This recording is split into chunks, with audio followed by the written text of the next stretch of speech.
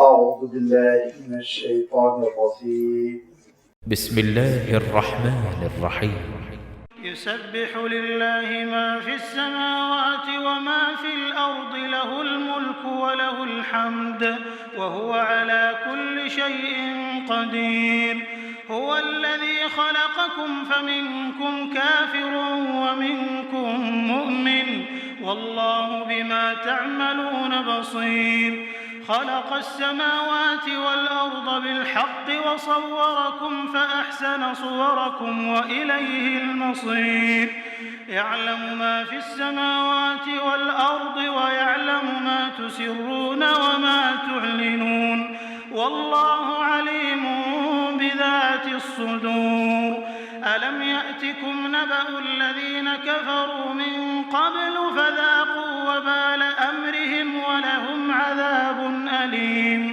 ذلك بأنه كانت تأتيهم رسلهم بالبينات فقالوا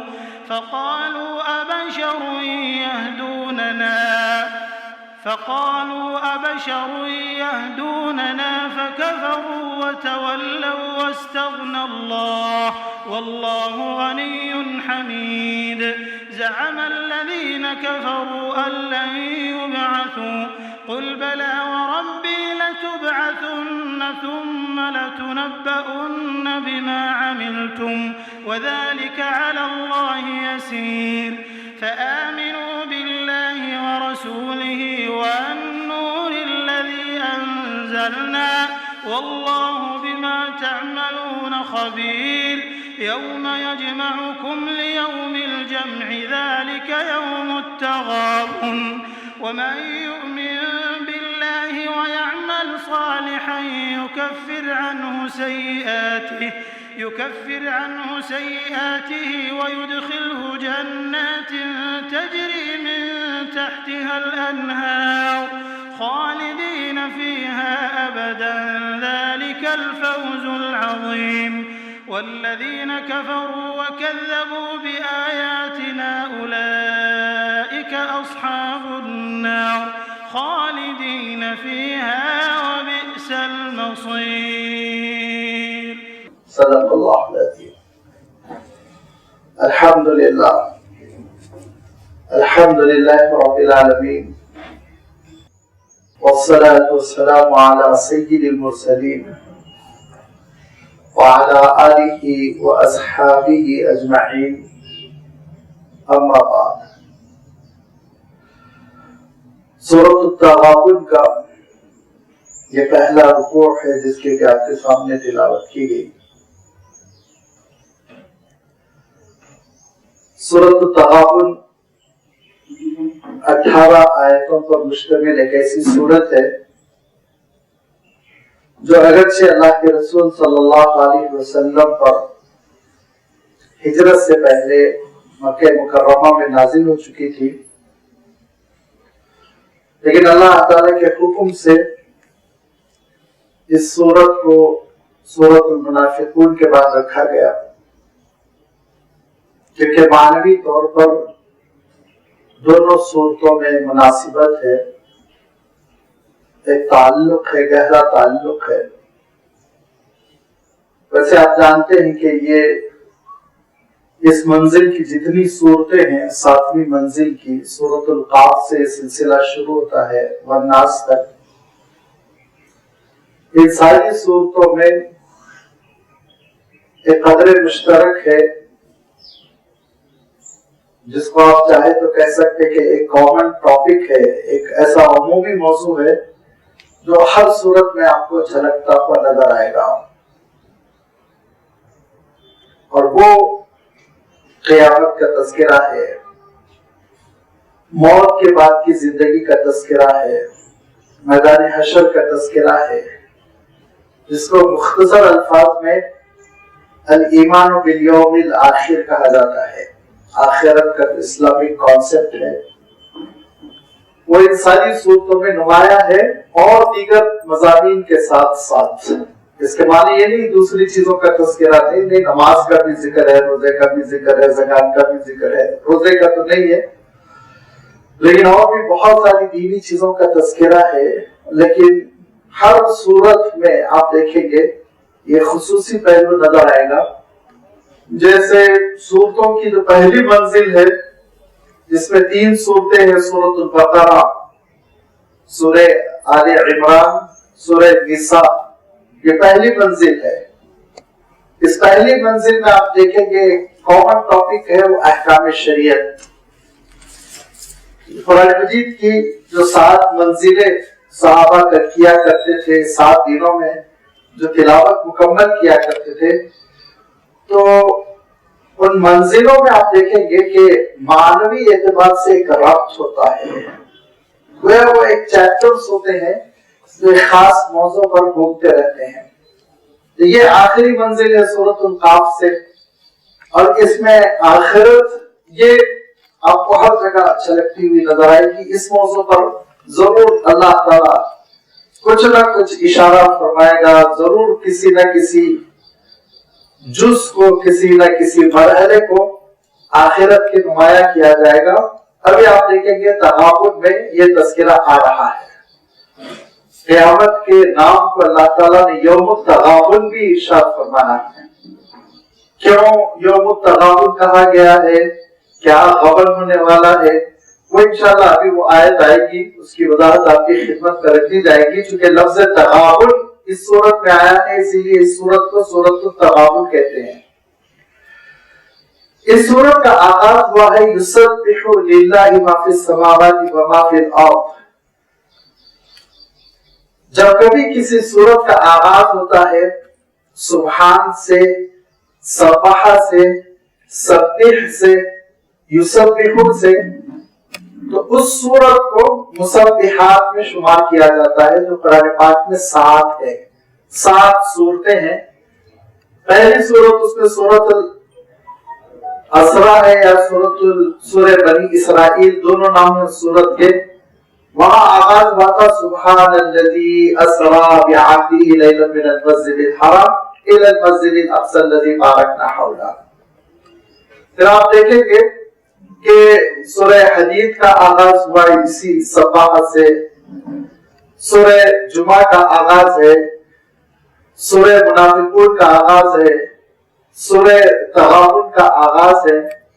تو ان 7 صورتوں کو مسبحات کہتے ہیں، یعنی وہ صورتیں جن کا آغاز لفظ تسبیح سے ہوا ہے.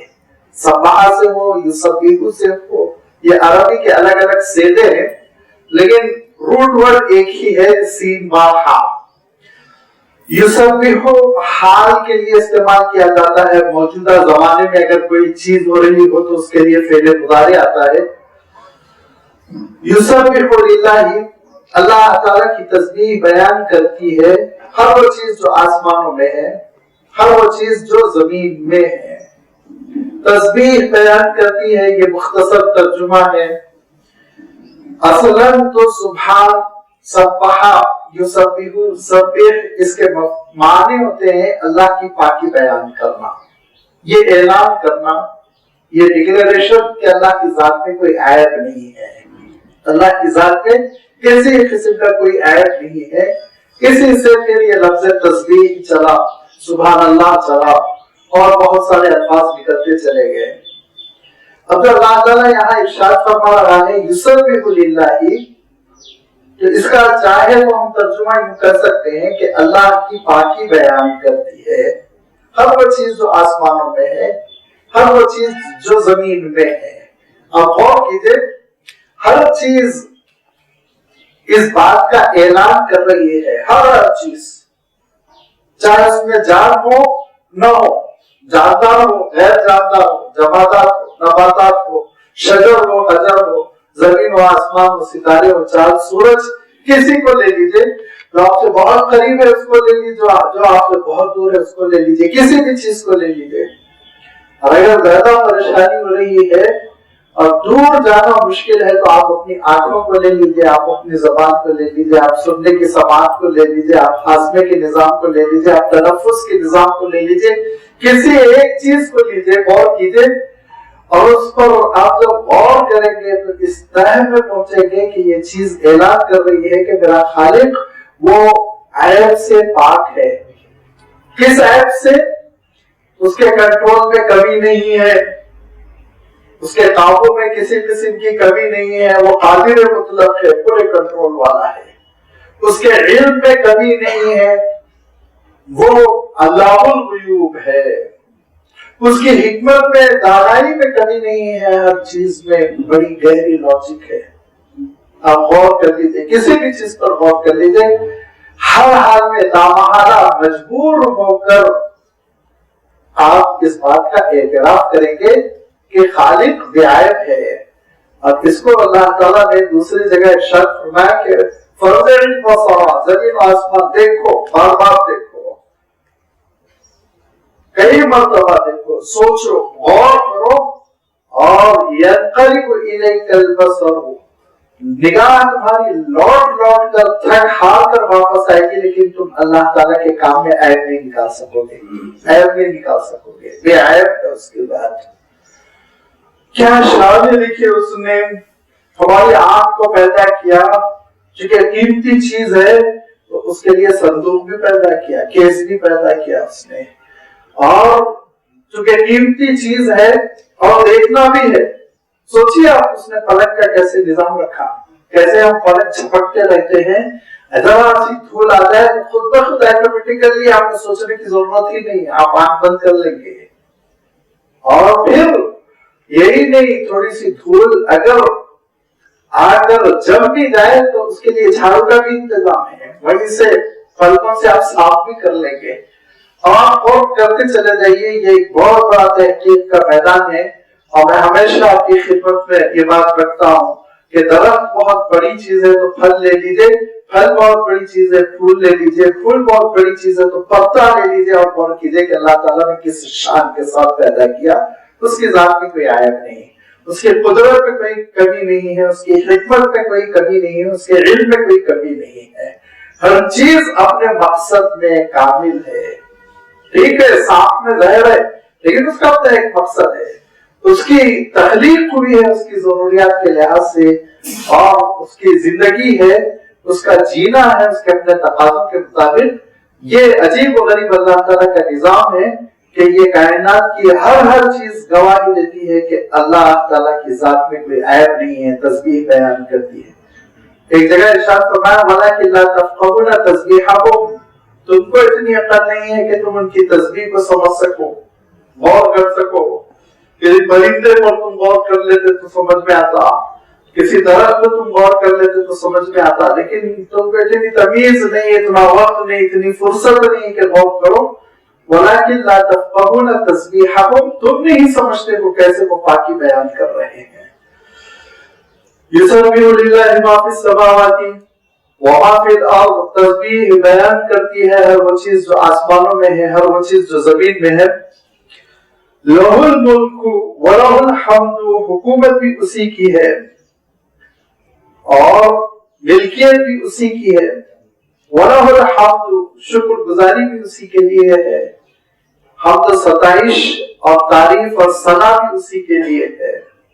ملکیت اسی کی ہے کیونکہ وہ خالق ہے جس کا آگے تذکرہ فرما رہا ہے، اور حمد و ستائش اور تعریف اور شکر گزاری اسی کے لیے ہے کیونکہ وہ مالک حقیقی بھی ہے، اور اس کے ساتھ ساتھ جیسے میں عرض کرتا رہتا ہوں کہ ساری ضروریات کی تکمیل بھی کر رہا ہے، لہذا شکر گزاری بھی اسی کی، وہ عَلَىٰ كُلِّ شَيْءٍ قَدِيرٌ، وہ ہر چیز پر قدرت رکھتا ہے۔ هُوَ الَّذِي خَلَقَكُمْ، اسی نے تم کو پیدا کیا، اور جب پیدا کیا تو پھر اس کے بعد ایک خاص انداز میں انسان کو پیدا کیا گیا۔ فَمِنْكُمْ كَافِرٌ وَمِنْكُمْ مُؤْمِنٌ، تمہارے اندر یہ صلاحیت رکھی گئی کہ تم چاہو تو اعتراف کرو، تم چاہو تو انکار کرو۔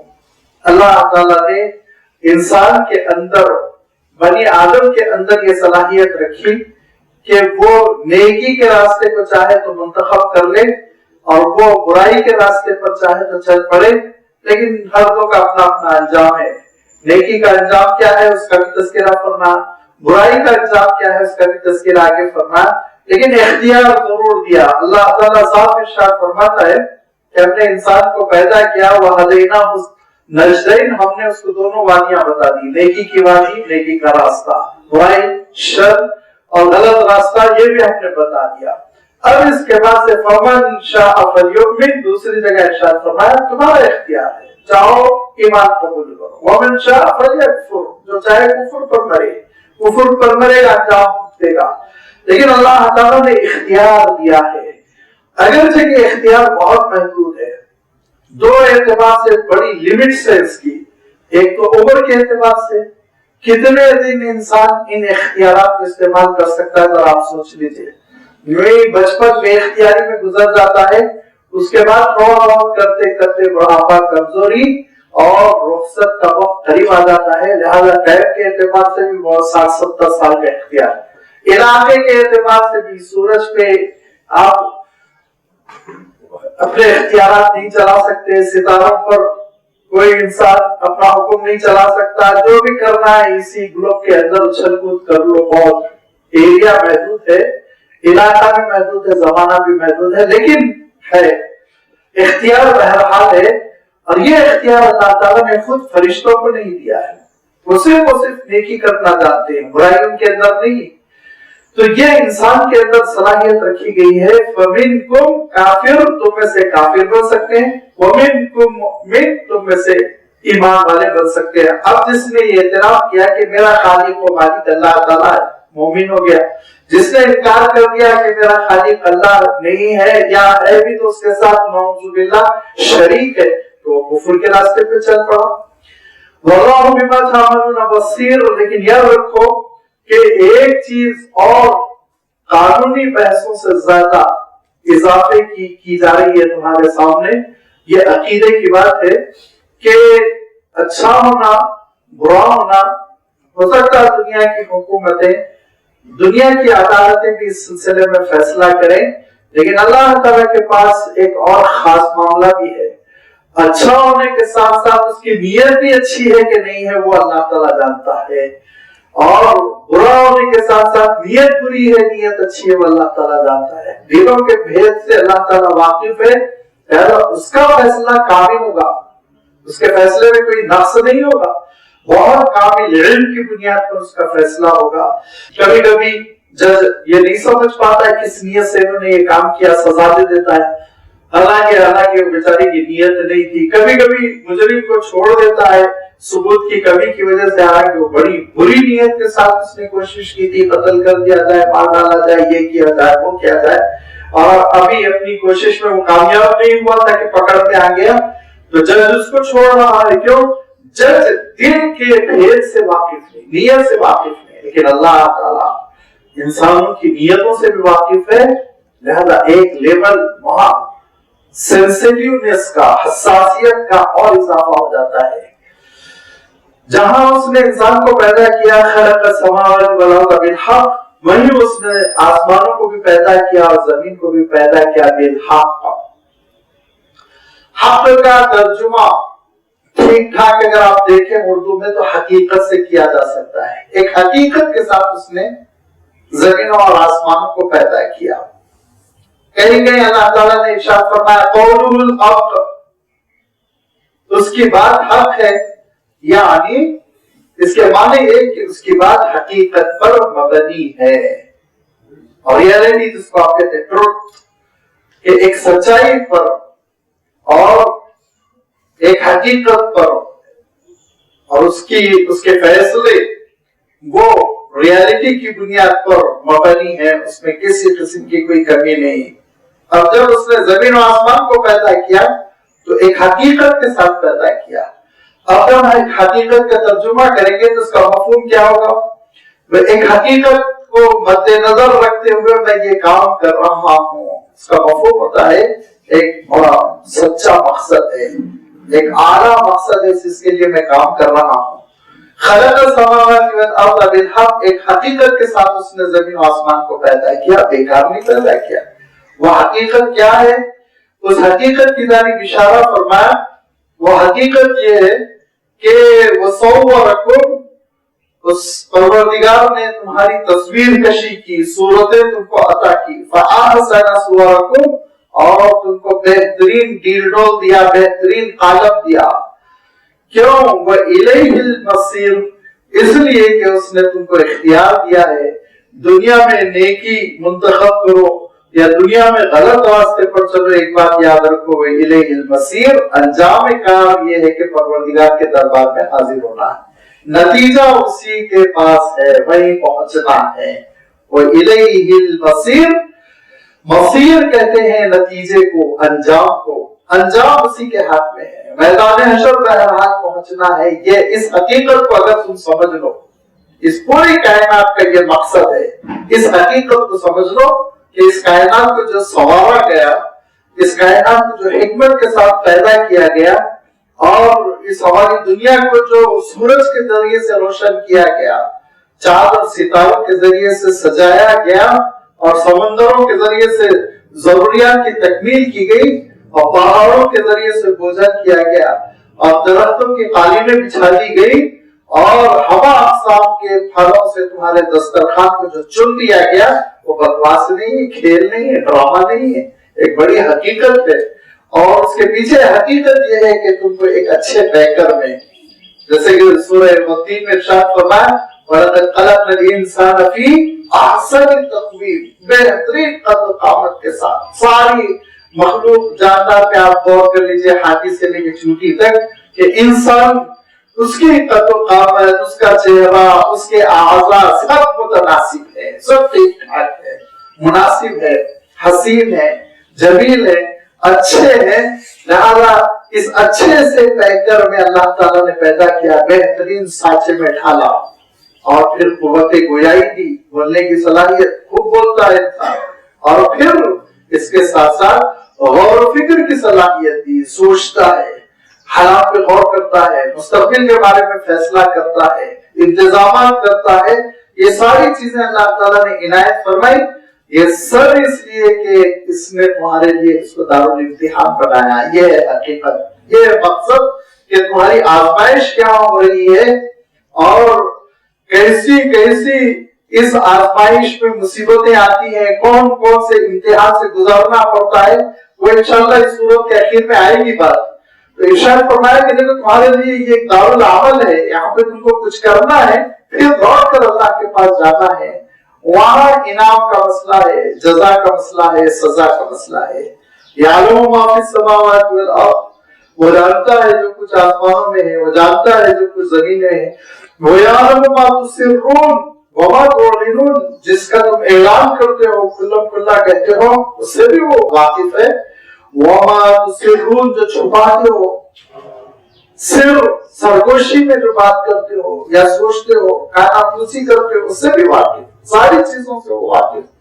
लिहाजा उसका इल्म कामिल है, उसकी कुदरत कामिल है, उसकी हिकमत कामिल है, और तीनों चीजें जब कामिल है तो इस कायनात को पैदा करने का जो अमल है, लाजमी बात, इसमें कोई फॉल्ट नहीं, कमी नहीं, नाकिस नहीं, उसकी हिकमत और उसका मकसद भी कामिल है।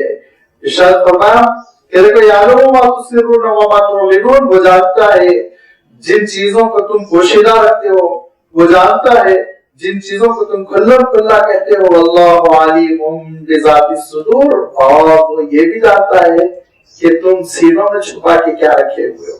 अभी मैंने थोड़ी देर पहले अर्ज किया था कि नियतें क्या है तुम्हारी, इरादे क्या है, क्या करना चाह रहे हो, सारी चीजों से वो वाकिफ है। और उसके बाद से इरशाद फरमाया कि ये इम्तिहान के साथ तुमको इस दुनिया में भेजा गया है, एक मकसद के साथ, एक हकीकत के साथ तुमको इस दुनिया में भेजा गया है। इसके बाद इसमें से बहुत सारे इंसान हैं जो इस हकीकत को फरामोश करते हैं, इनकार करते हैं, और कुछ लोग हैं जो इस हकीकत का एतराफ करते हैं। लेकिन लाजमी बात है कि इस हकीकत पर गर्ज और धूल जमा हो जाती है, ये छुप जाती है, हकीकत पोशीदा हो जाती है। इंसान की जरूरियात जिंदगी बहुत सारी है, मसाइल है, वो बीमार होता है, सेहतमंद होता है, भूख लगती है, खाने का इंतजाम करो, मजदूरी करो, तिजारत करो, उसकी बड़ी बेपनाह मसरूफियात है। तो उसकी निगाहों से ये हकीकत ओझल हो जाती है। तो उसके लिए अल्लाह ताला ने एक इंतजाम किया, और वो इंतजाम ये है कि अल्लाह ताला गाहे गाहे रसूलों को भेजता रहा, और फिर आखिरी रसूल को भेजकर उनके उसूल को क़यामत तक के लिए जिंदा रखा। लेकिन पिछली उम्मतों ने रसूलों का इनकार किया, सहीफों का इनकार किया, दीन की मुखालिफत की। अलम यातिकुम नबअुल लज़ीना कफ़रू मिन क़ब्ल, तो क्या तुम तक इत्तला नहीं पहुंची ان کی جنہوں نے تم سے پہلے انکار کیا، اور انکار کرنے کی وجہ سے کیا ہوا، فذاقوا وبال امرہم، کہ اپنے معاملے کا وبال، اپنے انکار کی نحوست اور اس کا وبال انہوں نے خود چکھا، اور خود چکھ لینے کے بعد چھٹی ہو گئی، ایسا نہیں، وَلَهُمْ عَذَابٌ عَلِيمٌ، ان کے لیے قیامت میں بھی دردناک عذاب ہے۔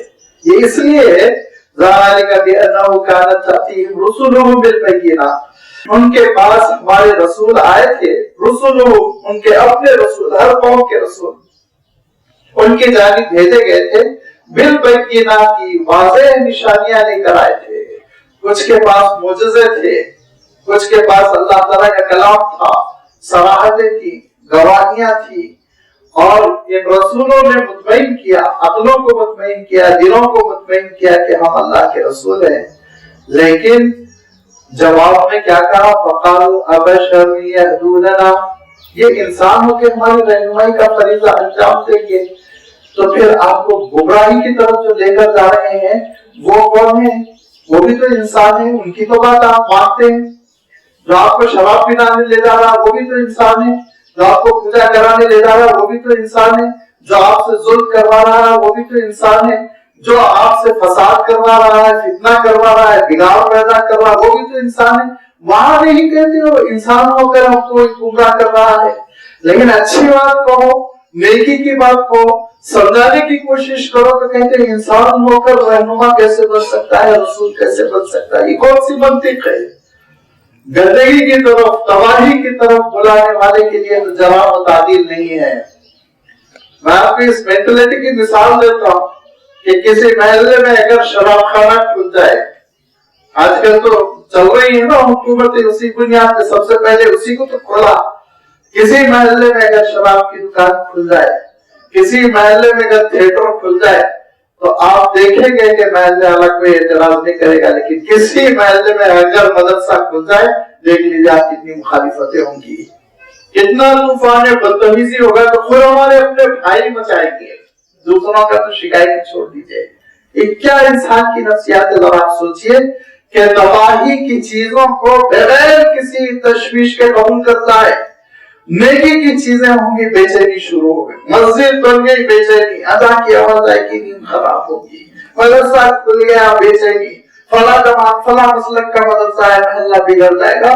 اور آج کل تو حیرت ہوتی ہے جو ہمارے اپنے بھائی جا کے پولیس میں یہ کہتے ہیں کہ یہ ISI کا گروپ ہے، یہ اس کا گروپ ہے، دہشت پسند ہے، یہ کھول رہے ہیں، دیکھیے محلے میں ایکٹیویٹیز بڑھا رہے ہیں، یہ تک جا کے کہتے ہیں۔ یہ مینٹلٹی ہے، یہ خبیث وہ ابلیسی ذہنیت ہے کہ برائی کے رہنماؤں کے لیے تعاون، مدد اور نیکی کی طرف جب کبھی بلایا جائے، بڑی بہن، حجت، حساب کتاب، حسب نسب، خاندان، ہر چیز دیکھنے کی کوشش کریں گے۔ لہذا اللہ کے رسولوں کو کہا فَقَالُوا أَبَشَرٌ يَهْدُونَنَا، انسانوں پر ہماری رہنمائی کریں گے، رسول بن جائیں گے، یہ کیسے ہو سکتا، ہم نہیں مانیں گے۔ دراصل ان کے دلوں میں جو کجروی، غرور، تکبر، انانیت بیٹھی ہوئی، اس کی وجہ سے رسولوں کو انکار کرتے چلے گئے، فَكَفَرُوا، اور انہوں نے انکار کیا، وَتَوَلَّوْا، اور منہ پھیر لیا۔ تو پھر اللہ تعالیٰ ارشاد فرماتا ہے، اللہ تعالیٰ ان کا محتاج ہے کارخانے عالم چلانے کے لیے، وَاسْتَغْنَى اللَّهُ، اللہ تعالیٰ نے بھی منہ پھیر لیا، پھر برباد کر دیا، کسی کو سیلاب کے ذریعے سے، کسی کو طوفان کے ذریعے سے، کسی کو زلزلے کے ذریعے سے، کسی پہ پتھروں کی بارش ہوئی، کسی پہ آگ برسا دی گئی، کسی کو سمندر میں ڈبو دیا گیا، ختم کر دیا گیا۔ اللہ تعالیٰ بھی تو بے نیاز ہے، ایک حد تک وہ مہلت دیتا ہے، واللہ غنی حمید، اللہ تعالیٰ بڑا بے نیاز، سرمدہ صفات ہے، وہ حمید ہے، ہر عالم میں اس کی حمد ہوگی، ہر عالم میں اس کی حمد ہوگی، اس کی تعریف ہوگی، چاہے پورے کے پورے انسان کافر بن جائے، اللہ کی حمد و ستائش میں کمی نہیں آئے گی۔ وہ حمد جو کروڑ فرشتے، لفظ میں سوچ سمجھ کے کہہ رہا ہوں، کروڑ فرشتے وہ جو حمد بجا لا رہے ہیں، وہ کیا کم ہے؟ خوب ہے، وہ اللہ تعالیٰ کی شان بے نیازی بیان کرنے کے لیے انسان کا محتاج نہیں ہے، یہ تو ہماری کامیابی کے لیے، یہ تو ہماری ناکامی کے لیے معیار ہے، یہ ہمارے لیے امتحان ہے، نعوذ باللہ، اللہ کے لیے نہیں۔ واللہ غنی، اللہ تعالیٰ بے نیاز ہے، حمید काबिल तारीफ है, हर हाल में काबिल तारीफ है। ज़अम अल्लज़ीना कफ़रू अल्लन युबअसू, अहले कुफ्र ने ये समझ रखा है कि दोबारा नहीं उठाया जाएगा। इसका नतीजा इस आयत का दूसरा मफ़हूम, दूसरे अंदाज में आप गौर कीजिए तो ये भी नतीजा निकलता है कि जो ये समझता है अशर वशर कुछ भी नहीं है, जो समझता है आलम में कब्र की जिंदगी कुछ भी नहीं है, तो वो भी काफिर है। मैदान हशर जिस तरह एक हकीकत है, ऐसे ही बरज़ख की जिंदगी एक हकीकत है। ज़अम अल्लज़ीना कफ़रू, गुमान किया मुनकिरों ने, अल्लन युबअसू, दोबारा नहीं उठाया जाएगा। अल्लाह ताला इरशाद फरमाता है ऐसा मामला नहीं है, बहुत संजीदा मामला है। इतना संजीदा मामला है कि जब कोई संजीदा मामला होता है और किसी मुल्क की मसलन आपके मुल्क में इज्जत से खेला जा रहा है, गलत बयान दे दिया गया, मीडिया में कोई किसी मुल्क का इमेज बिगाड़ दिया गया, तो फौरन ऊपर से ऑर्डर आता है सफीर को वजाहत करो, खुल के ऐलान करो, जवाब दो, तरदीद करो, हुकूमती सतह पर तरदीद करो, और फिर वो करता है। ऐसे ही अल्लाह ताला इरशाद फरमाता है ये मामला बहुत संगीन है। आखिरत का इनकार, दोबारा उठाए जाने का इनकार, मौत के बाद की जिंदगी का इनकार, ये बड़ा संगीन मामला है। और चूंकि अल्लाह के रसूल अल्लाह के सफीर हैं, तो अब अल्लाह के रसूल को हुक्म हो रहा है तरदीद करें। कैसे, किस जोर के साथ, किस ताकत के साथ तरदीद करने का हुक्म हो रहा है, जरा आप गौर कीजिए। कुल ऐ नबी आप कहिए, बला व रब्बी, मेरे रब की कसम, कसम खा के आप कहिए रसूल, कसम खा के आप कहिए।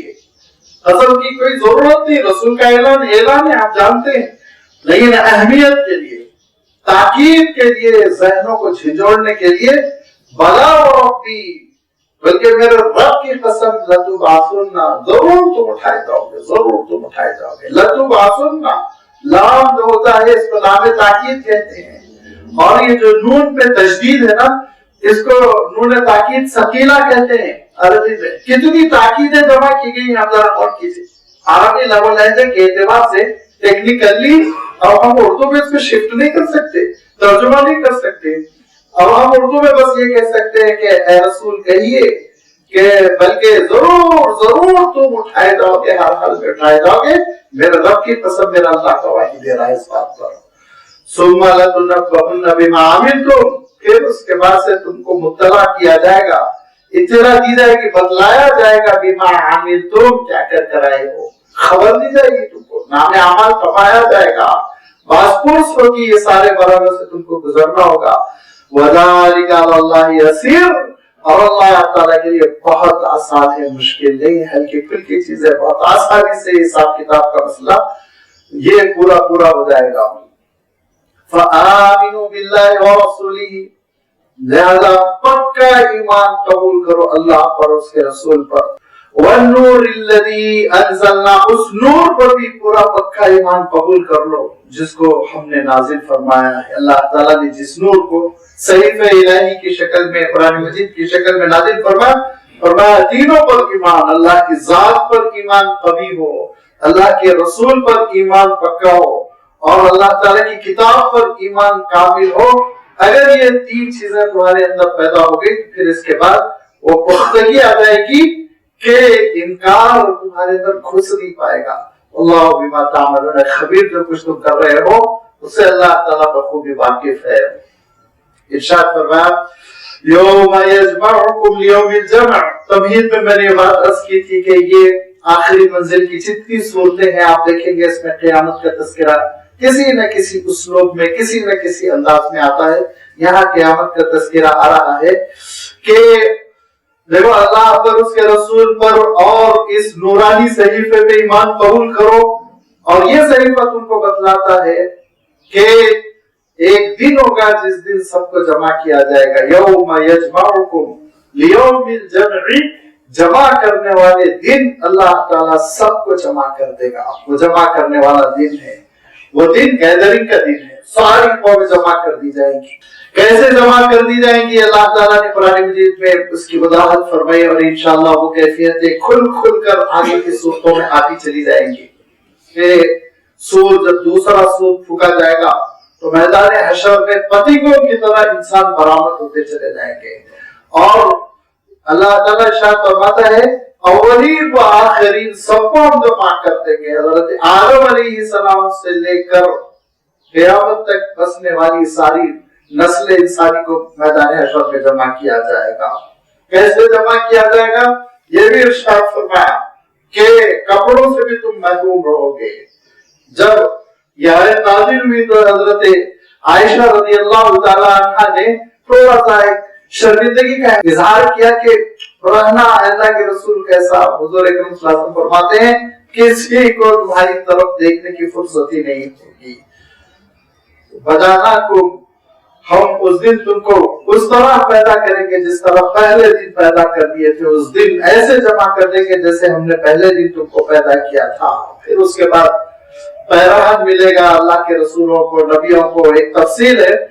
اور سب جب جمع ہو جائیں گے اور اس کے بعد سے مختلف احساسات ہوں گے, مختلف ادوار سے, الگ الگ سوچ سے, الگ الگ مرحلوں سے ہم گزرتے چلے جائیں گے. انسانیت گزرتی جائے گی اور اس کا ایک مرحلہ یہ بھی ہوگا ذالک یوم التغابن, وہ تغابن کا دن ثابت ہوگا. تغابن کس کو کہتے ہیں؟ تغابن کا ایک استعمال ہماری اردو زبان میں غبن کے لحاظ سے ہوتا ہے. غبن کے معنی ہوتے ہیں کہ ہماری تجارت کو کوئی بے ایمانی سے ڈبو دے, دھوکہ دے دے. ہم کو سیدھے الفاظ میں دھوکہ دے دے تو ہم کہتے ہیں غبن ہو گیا ہے اور لٹ لیا گیا, بے ایمانی کر دی گئی, دھوکہ دے دیا گیا. یہ غبن کا مفہوم اردو میں بھی ہے. اور تغابن کا جو مفہوم ہے وہ تغابن کا مفہوم یہ ہے کہ باب تفاعل اس کو کہتے ہیں. اس کے معنی یہ ہوتے ہیں کہ آپس میں ایک دوسرے کے ساتھ دھوکہ ہونا. آپس میں یوم التغابن اللہ تعالیٰ نے ارشاد فرمایا. اور تغابن کے سلسلے میں عرض کر رہا تھا کہ غبن کا ایک کانسیپٹ تو ہماری اردو زبان میں بھی ہے, دھوکہ ہو جانا اور دھوکے سے تجارت میں نقصان پہنچا دینا. عربی میں التغابن استعمال کیا گیا ہے جو غبن سے ذرا زیادہ مفہوم رکھتا ہے. غبن سے ایک اس میں اضافہ ہوتا ہے کہ آپس میں ایک دوسرے کے ساتھ غبن کا معاملہ ہونا. لیکن اس کی بڑی تشریح کی گئی. پہلی تشریح تو یہ کی گئی کہ سب سے پہلا غبن قیامت کے دن جو سامنے آئے گا وہ وہی ہے جس کا اللہ تعالیٰ نے تذکرہ فرمایا کہ اولئک الذین اشتروا الضلالۃ بالہدی فما ربحت تجارتہم, کہ پہلا دھوکہ جو انسان کو محسوس ہوگا قیامت کے دن کہ میں دھوکے میں رہ گیا اور میں نے اپنی تجارت گوا دی, وہ یہ کہ زندگی کو غلط مصرف میں انویسٹ کر دیا, غلط مصرف میں لگا دیا. پچھتائے گا قیامت کے دن, اے کاش یہ نہ کیا ہوتا. پہلا دھوکہ تو یہی ہوگا کہ کس غلط مصرف میں اپنی زندگی خرچ کر کے میں آیا, آج بالکل پوری زندگی برباد ہو گئی. اور پھر اللہ تعالیٰ کی جانب سے اہل کفر کو کہا جائے گا اگر تم ایمان کے ساتھ مرتے تو دیکھو وہ جو باغات نظر آ رہے ہیں نا وہ تمہارے لیے مقدر ہوتے ہیں. اور مومنوں سے بھی کہا جائے گا کہ بہت صحیح راستے پر چلے گا, غلط راستے پہ چلتے تو دیکھو وہ آج جو نظر آ رہی نا وہاں جاتے آپ. تو اس دن سب محسوس کر لیں گے کہ بڑا زبردست دنیا کی زندگی میں دھوکہ ہوا. جن چیزوں کو ہم یہ سمجھ رہے تھے کہ سونا ہے وہ محض پیلی چیز تھی, سونا نہیں. جن چیزوں کو ہم سمجھ رہے تھے یہ چمکتی ہوئی چیز سورج ہے, وہ دراصل سورج نہیں شیشہ تھا. اسی پہ ہم محنت کرتے چلے گئے اور اپنی پوری زندگی ہم نے لگا دی. آج ہمارے پاس کچھ نہیں ہے اور اس بے چینی کے ساتھ, حسرت کے ساتھ, طرف کے ساتھ انسان کہے گا یا لیتنی کنت ترابا, اے اللہ میں مٹی ہی رہتا, کیوں مجھے انسان بنایا گیا. میں ایک درخت ہوتا, میں ایک پتھر کا ٹکڑا ہوتا, کیوں مجھے انسان بنایا گیا کہ آج میں ساری چیزیں کھو چکا ہوں. یہاں تک کہ اللہ تعالیٰ ارشاد فرماتا ہے کہ انسان یہ کہے گا کہ جن بادشاہوں پہ محنت کی تھی, اللہ کو چھوڑ کر کفر کرتے ہوئے, انکار کرتے ہوئے, جس خاندان کے لیے محنت کی تھی, جس کنبے کے لیے محنت کی تھی, آج سب کا گھاٹا ہو گیا, کوئی میرا ساتھ دینے کے لیے تیار نہیں ہے. حسرت ہی حسرت ہاتھ میں آئے گی. یہ یوم التغابن. اور اللہ کے رسول صلی اللہ علیہ وسلم ارشاد فرماتے ہیں اتنے ہی پہ کافی نہیں ہے, اور آگے چل کے ارشاد فرمایا کہ دیکھو دنیا میں معاملہ ٹھیک ٹھاک کر لو، جھگڑے وگڑے، دوریاں، ظلم زیادتی، ایک دوسرے کے حقوق طرف کرنا، آپ صلی اللہ علیہ وسلم فرماتے ہیں سب دنیا میں ٹھیک ٹھاک کر کے جاؤ، کیونکہ آخرت میں بڑا غبن ہو جائے گا، پھر اور بڑا غبن ہوگا، آپ صلی اللہ علیہ وسلم ارشاد فرماتے ہیں۔ اور یہ غبن ایمان والوں کے ساتھ بھی ہے، اس غبن کا کفر کے ساتھ مخصوص نہیں ہے معاملہ، ایمان والے بھی اس غبن سے، تجارت کے اس گھاٹے سے دوچار ہوں گے۔ کیا اللہ کے رسول صلی اللہ علیہ وسلم ارشاد فرماتے ہیں کہ قیامت کے دن ایک ایک تھپڑ مارنے کا بھی حساب کتاب کیا جائے گا۔ ام المؤمنین حضرت عائشہ رضی اللہ تعالیٰ عنہ نے پوچھا اللہ کے رسول اس دن کیا کر لیں گے، کچھ تو ہوگا نہیں ایسے کہ سزا ہو، کچھ تو ایسا ہوگا نہیں چھین لیا جائے، لے لیا جائے، جائیداد لے لی جائے۔ آپ صلی اللہ علیہ وسلم ارشاد فرماتے نہیں بھی ایسا نہیں ہے، جو ظالم ہوگا اس کی پوری نیکیاں لے کر مظلوم کو دے دی جائے گی، اور جو مظلوم ہوگا اس کے گناہ لے کر ظالم کے نام اعمال میں ڈال دیے جائیں گے۔ تغابن کا دن ہوگا، غبن ہو جائے گا، فرمایا خسارہ ہوگا، بڑا خسارہ ہوگا۔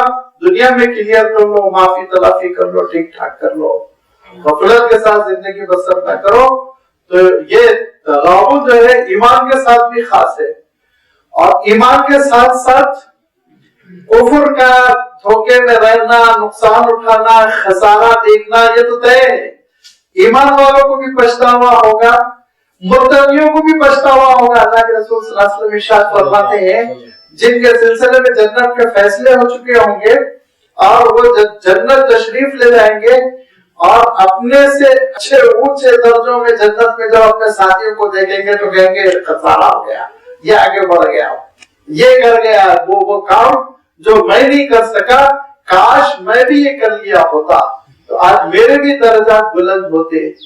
تو ہر لحاظ سے قیامت کے دن کیا خسارہ اور گھاٹا ہونے والا ہے، کیسے دھوکے میں انسان بہت ساری کامیابیوں سے محروم ہو جاتا ہے، یہ قیامت کے دن بالکل کلیئر ہو جائے گا۔ ذالک یوم التغابن ومن یؤمن باللہ ویعمل صالحا، جو نیکی کر رہا ہے اور اللہ پر ایمان قبول کر چکا ہے، دونوں شرطیں، ومن یؤمن باللہ جس نے اللہ پر ایمان قبول کیا، ویعمل صالحا اور نیکیوں پر کاربند ہے، تو پھر یکفر عنہ سیئاتہ، اللہ تعالیٰ اس کی چھوٹی موٹی لغزشوں کو، جس کو گناہ صغیرہ ہم کہتے ہیں عام اصطلاح میں، اللہ تعالیٰ ان چھوٹی موٹی غلطیوں کو خود معاف فرما دے گا۔ وَيُدْخِلُ جَنَّاتٍ تَجْرِي مِن تَحْتِهَا الْأَنْهَارُ، اور اس کو داخل کیا جائے گا ان باغات میں جس کے نیچے سے نہریں بہ رہی ہوں گی، خالدین فیہا ابدا، ہمیشہ ہمیشہ وہ جنت کی ان نعمتوں میں مالا مال رہیں گے۔ ذالک الفوز العظیم، یہ ہے سب سے بڑی کامیابی، اس کے لیے محنت کرو، سرمایہ لگاؤ، جدوجہد کرو، جسم لگاؤ، صلاحیتیں لگاؤ، توانائیاں خرچ کرو، یہ اصل کامیابی ہے۔ اس کو فراموش کر اس کو نظر انداز کرتے ہوئے دنیا کو سب کچھ سمجھ رہے ہو، اور دنیا ہی میں بدلہ ملنے والا ہے، اگر تم یہ سمجھ رہے ہو تو تم غلط فہمی میں ہو۔ دنیا میں بدلہ نہیں ملنے والا، بدلہ آخرت میں ملنے والا ہے۔ والذین کفروا وکذبوا بآیاتنا، اور جنہوں نے انکار کیا اور ہماری نشانیوں کو جھٹلایا، ہماری آیتوں کو جھٹلایا، اولئک اصحاب النار خالدین فیہا وبئس المصیر، وہ آگ والے ہوں گے، ہمیشہ ہمیشہ آگ میں پڑے رہیں گے، یہ برا انجام ہوگا، یہ برا نتیجہ ہوگا۔ اس برے نتیجے سے بچنے کے لیے تم نیکیوں پر کاربند رہو۔ اور اس کے بعد نیکی کس کو کہتے ہیں؟ اس دنیا میں آزمائشیں آتی ہیں، اس کو دارالعمل سمجھو، یہاں دارالجزا نہ سمجھو کہ رزلٹ سامنے آ جائے گا، یہاں مختلف امتحانات سے تم کو گزرنا ہے۔ اور وہ امتحانات کیا ہیں؟ کبھی خاندان میں ہے، وہ امتحانات کیا ہے؟ کبھی بال بچوں کے ساتھ ہے، کبھی جسم کے ساتھ ہے، کبھی آفتوں کے ساتھ ہے، کبھی وباؤں کے ساتھ ہے، مختلف حیثیت سے اس دنیا میں امتحانات ہے۔ اور ان امتحانات میں جب بندہ مومن کامیاب ہوتا ہے تو اللہ تعالیٰ آخرت کی نعمتوں سے اس کو مالا مال کرتا ہے۔ یہ امتحانات کیا ہیں، ان کا تذکرہ اللہ تعالیٰ نے آگے کی 8 آیتوں میں فرمایا۔ انشاءاللہ مزید تفصیل آئندہ ایک بار آپ کی خدمت میں رکھی جائے گی۔ الحمدللہ رب العالمین۔